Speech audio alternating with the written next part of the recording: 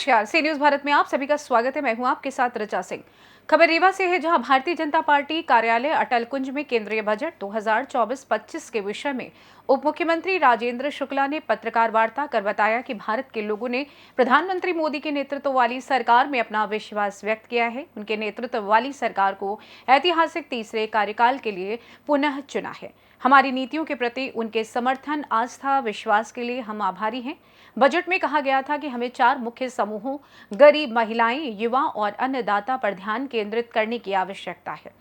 साथ ही मध्य प्रदेश में संचालित केंद्रीय योजनाओं के लिए 44,000 करोड़ का अनुदान मिला। आगे उन्होंने और क्या कुछ कहा, आप भी सुनिए। केंद्रीय बजट में मध्य प्रदेश के लिए जो ऐतिहासिक रूप से प्रावधान मोदी जी की सरकार ने किया है, उसकी चर्चा करने के लिए यहाँ पर आप सबको आमंत्रित किया गया है। पिछले वर्ष के मुकाबले इस बार केंद्रीय बजट में मध्य प्रदेश के लिए 98,000 करोड़ का प्रावधान किया गया है, जो पिछले बार के बजट से 11,205 करोड़ रुपए अधिक है, जो इस प्रतिबद्धता को दर्शाता है कि मध्य प्रदेश के विकास के लिए मोदी जी की सरकार, केंद्र की सरकार कितनी गंभीर है। चाहे केन बेतवा नदी के जोड़ने के लिए 60,000 करोड़ से ज़्यादा की योजना हो, चाहे पार्वती काली सिंह नदी को जोड़ने के लिए हज़ारों करोड़ की योजना को ज़मीन पर उतारने का सवाल हो, चाहे रेलवे लाइनों के विस्तार की बात हो, चाहे लगभग 29,710 करोड़ रुपए के लिए 5 रिंग रोड एक्सप्रेस हाईवे, चाहे विंध्य एक्सप्रेसवे, मालवा एक्सप्रेसवे, अटल एक्सप्रेसवे, तमाम तरह के जो विकास के काम जो किसी भी प्रदेश की आर्थिक तरक्की के लिए मील का पत्थर होते हैं, उसके लिए पर्याप्त प्रावधान मध्य प्रदेश के सुनहरे भविष्य की ओर ले जाने के लिए ज़रूरी था। उन सभी का प्रावधान केंद्र बजट में किया गया है। हम सब लंबे समय से सुनते चले आ रहे हैं कि देश की इकोनॉमी को मोदी जी 5 ट्रिलियन इकोनॉमी बनाने का लक्ष्य लेके काम कर रहे हैं।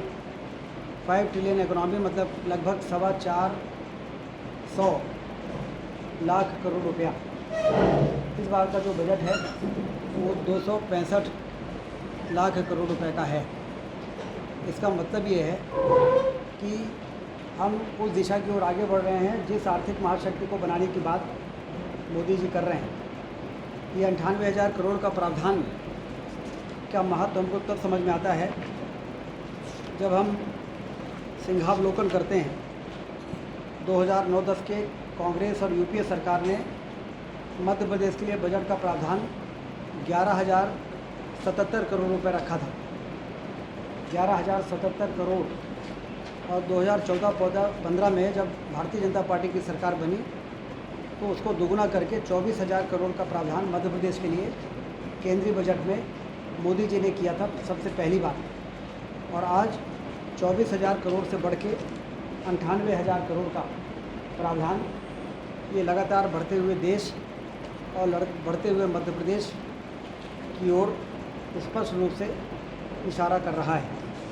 इसी प्रकार से मध्य प्रदेश के बजट पर यदि आप नज़र डालें तो 3,65,000 करोड़ का बजट इस वर्ष डॉक्टर मोहन यादव जी की सरकार ने प्रस्तुत किया है। और जब 2003 के पहले कांग्रेस की सरकार थी और अंतिम बजट उन्होंने प्रस्तुत किया था दिग्विजय सिंह जी के समय में, तो मात्र 24,000 करोड़ का बजट था।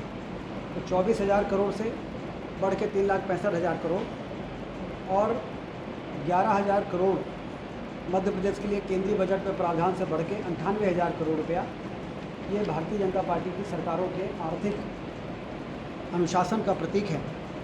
यदि सरकार अपने आमदनी पर ध्यान दे और अपने खर्चों पर नियंत्रण करे और आर्थिक गतिविधियों को बढ़ाने वाली योजनाओं को ज़मीन पर उतारने का काम करे, तो आर्थिक गतिविधियाँ बढ़ती है, उससे रेवेन्यू बढ़ता है, उससे सरकार के खजाने में पैसा आता है, उससे विकास के काम तेज़ गति से करने के लिए उनके पास पर्याप्त धनराशि होती है। इन सब चीज़ों को ध्यान में रखते हुए सुशासन की स्थापना भारतीय जनता पार्टी की सरकारों के दौरान हुई है और इसीलिए हम दावा करते हैं कि आने वाले दिनों में 5 वर्षों के बाद मध्य प्रदेश में हमारा बजट का साइज़ होगा 7 लाख करोड़ रुपया, 3,65,000 से बढ़ के, और आने वाले 5 वर्षों में हमारे देश की इकोनॉमी $5 ट्रिलियन होगी, जो दुनिया की तीसरी सबसे बड़ी इकोनॉमी होगी। और 2047 में जब आज़ादी के 100 वर्ष पूरे होंगे तो ये इकोनॉमी अमेरिका और चाइना को पीछे करके अब दुनिया की सबसे बड़ी आर्थिक महाशक्ति भारत बन सकेगा। ये उपलब्धि हम सबको मोदी जी के नेतृत्व में प्राप्त हुई है। इसके साथ हमने जो आपको दिया है उसमें तमाम तरह की रोजगार सृजन, कौशल प्रशिक्षण, जो इसके लिए पीएम सूर्य घर योजना बनाई गई है। 3 किलोवाट तक का सोलर प्लांट जो 1.5 लाख रुपए में आता है। यदि कोई भी मध्यम वर्ग का व्यक्ति 300 किलोवाट जिसका खपत है, यदि वो 3 किलोवाट का प्लांट लगाएगा तो 1.5 लाख रुपए में उसको आधा पैसा ही देना पड़ेगा। आधा केंद्र सरकार और राज्य सरकार जमा करेगी, 75,000 रुपया, और 75,000 रुपये उसको सब्सिडी मिल जाएगी। उससे 300 यूनिट की बिजली उसकी पैदा होगी, और आमतौर पे मध्यम वर्ग में 300 किलोवाट ही बिजली की खपत होती है, और वो नेट मेट्रिक से कनेक्टेड रहेगा। यदि आप 50 यूनिट कम खर्च करते हो तो 50 यूनिट चली जाएगी ग्रिड में, उससे आपको पैसा मिलेगा। और यदि आप 350 यूनिट खर्च करते हो तो 50 यूनिट ग्रिड से आपको मिल जाएगी, उसका आपको बिल देना पड़ेगा। तो इस प्रकार से पीएम सूर्य घर योजना, इसी प्रकार से पीएम सूर्य किसान योजना भी बनी है। इसी प्रकार से प्रधानमंत्री आवास में जो पिछले 10 वर्षों में 4 करोड़ मकान बने, इन 5 वर्षों में 3 करोड़ मकान और बनाने का लक्ष्य है। इसका मतलब आप समझ सकते हैं कि कितने व्यापक स्तर पर गरीबों के कच्चे मकान को पक्के मकान में बदलने का एक अभियान इस 5 वर्षों में इस बजट में उसका प्रावधान किया गया है।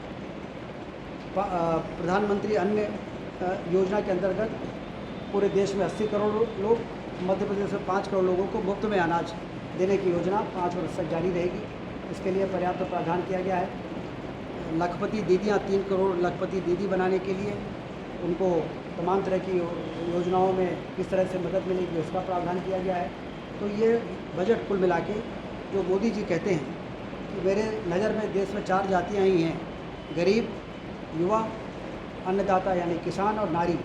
तो उन्होंने गरीबों के कल्याण की योजना, उन्होंने युवाओं को रोज़गार और प्रशिक्षण और उनको आगे बढ़ने का मौका मिले इसकी योजना, किसानों की योजना, सिंचाई हो, बिजली हो और उनको सब्सिडी हो, और उसके साथ साथ किसान सम्मान निधि और तमाम तरह की मदद करने के लिए पर्याप्त प्रावधान, और नारियों के लिए उनके सशक्तिकरण के लिए पर्याप्त प्रावधान इस बजट में किया गया है। बहुत ही संतुलित बजट देश को विकास की ऊंचाइयों पर ले जाने के लिए और देश को आर्थिक महाशक्ति बनाकर देश की जनता की बुनियादी सुविधाओं के लिए, सरकारों के खजाने में धन की कमी आड़े ना आए, इन सब चीज़ों को ध्यान में रखते हुए बजट प्रस्तुत हुआ है।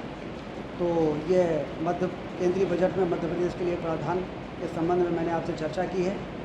इसके अलावा तिरंगा 15 अगस्त को हम स्वतंत्रता दिवस मनाने जा रहे हैं। इसके लिए 11 अगस्त से लेकर 14 अगस्त तक रैलियां निकलेंगी। तिरंगा यात्रा के माध्यम से लोगों को जागरूक करेंगे कि अपने घरों में झंडे लगाएं, तिरंगा लहराएं, जो हमारे आन बान और शान का प्रतीक है, और बढ़ते हुए भारत के प्रति हम अपने को सहभागी बनाएं।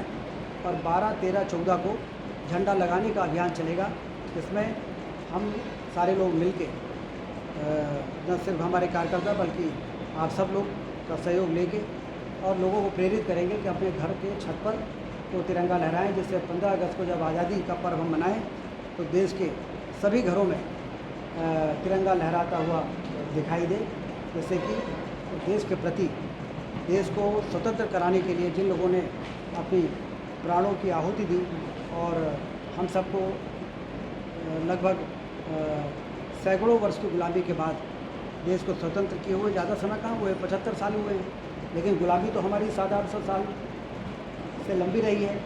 उस पुराने दिनों को हमें ज़रूर याद रखना है कि बहुत लंबे संघर्ष के बाद, बहुत दिनों के बाद 700 मुग़ल और यदि अंग्रेज़ों का शासन जोड़ लें तो बहुत लंबा समय है। और आज़ादी का तो बहुत कम समय है, लेकिन हम लोग को कभी कभी लगता है कि हम बहुत दिनों कभी गुलामी नहीं रहे, और इसलिए हम ऐसी हरकतें भी कर देते हैं आपस में एक दूसरे के टाँग खिंचाने में, कि देश को कमज़ोर करने की भी स्थिति यदि बने तो हम कहीं न कहीं देश के अंदर हमें फिर से वही भावना लोगों के मन में पैदा हो सके। इसके लिए आज़ादी के जश्न को घर घर में तिरंगा लहरा के आम आदमी मनाए। इसके लिए भारतीय जनता पार्टी राष्ट्रीय स्तर से लेकर प्रदेश और जिले स्तर से लेकर मंडल स्तर तक इसमें सक्रिय भूमिका निभाने वाली है। रीवा से सी न्यूज़ संवाददाता अर्जुन तिवारी की रिपोर्ट। फिलहाल इस खास रिपोर्ट में बस इतना ही। देश दुनिया की तमाम खबरों की जानकारी के लिए आप देखते रहें सी न्यूज़ भारत। हर खबर आपके साथ, आपके हाथ।